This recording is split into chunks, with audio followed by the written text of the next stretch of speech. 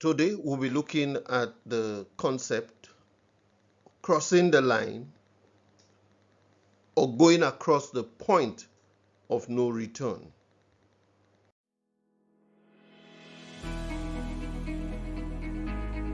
Welcome to Health for the Spirit, Soul and Body podcast, where we teach simple concepts and practical ideas we can apply to our whole being to keep us in good health. Before we go on, please support us by taking a few seconds to like this video and subscribe to our channel for more messages. Now, the analogy of crossing the Rubicon means to do something that will inevitably commit one to following a certain course of action. That means when you do this particular thing, it means you are committed to a certain action. And this comes from the story in history of Julius Caesar and his army crossing the Rubicon River in 49 BC. Crossing that river meant he was inevitably involved in a civil war which continued after then. So once they crossed, any of his soldiers who crossed the Rubicon River means that they were going into a battle that they would most likely not survive. Now for me, talking about faith, crossing this Rubicon River was a point that I crossed the line for faith. Now, I had always wanted to be serious as a Christian, but I had always gone up and down in my level of faith.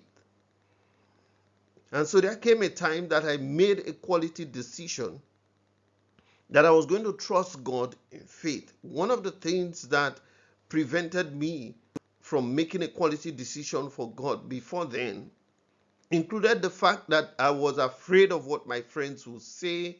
I was afraid of, I felt then that I would not lead an enjoyable life, and so many other little things that didn't mean anything but was real for me and prevented me from being serious at that time. And so there came a time that I took a quality decision that no matter what happened to me, I was going to trust God whether he came through for me or not. And I said, whether God gave me a miracle or not, I will serve him. And so I took that quality decision, and I felt at that time that I had crossed the Rubicon.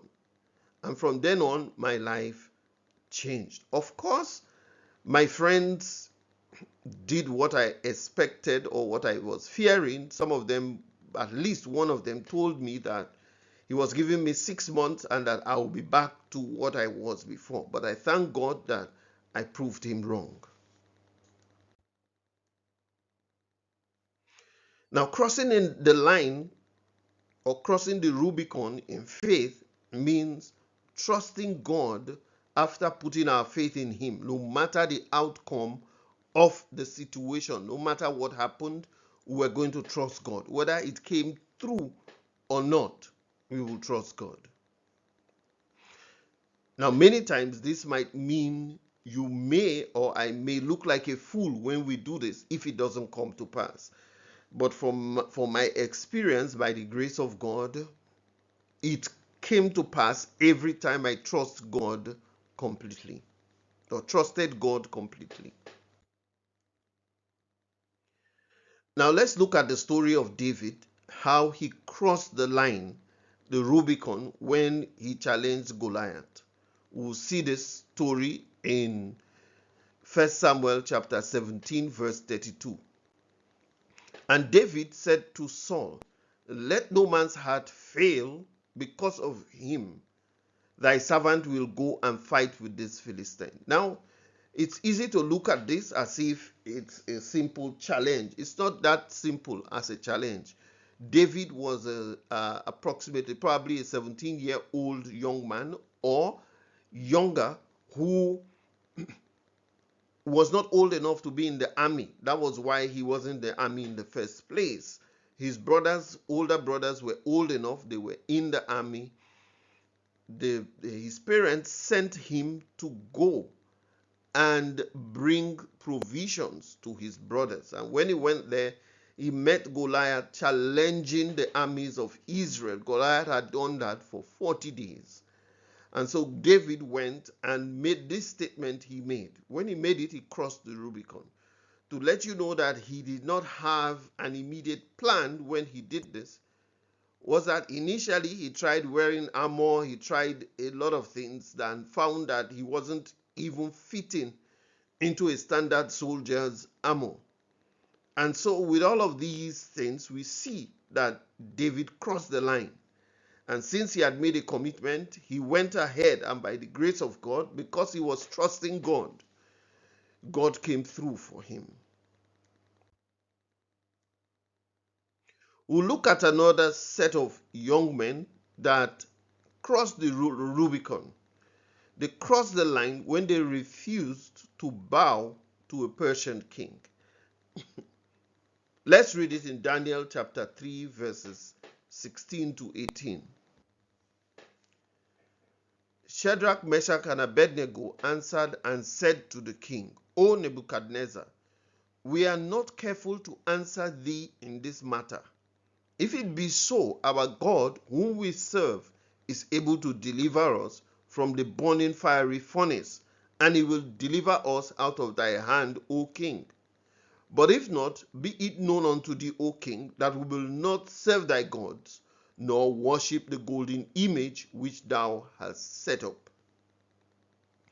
And so these three young men, in spite of the danger to their lives which they were exposed to, made a quality decision that they were not going to do what was contrary to the word of God, no matter what happened to them, that if they perished, let them perish. Of course, we have many of these stories in the Bible.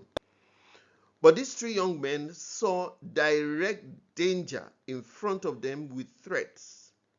And to tell you that they crossed the Rubicon, their statement was that God was able to save them. They were not sure if it will happen, but whether it will happen or not, they've made a decision that they will not do that thing that was wrong. And so this is the kind of quality decisions that we need to make as Christians. We need to make as children of God.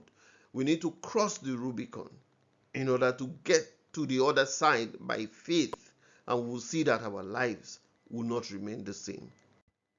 And so I encourage each and every one of us, let us cross that line. Let's not waste any time in crossing that line. As we cross that line, we'll notice that our lives will never remain the same. If you gained something from this teaching, don't forget to like it, subscribe to our channel, and share with others. Thank you.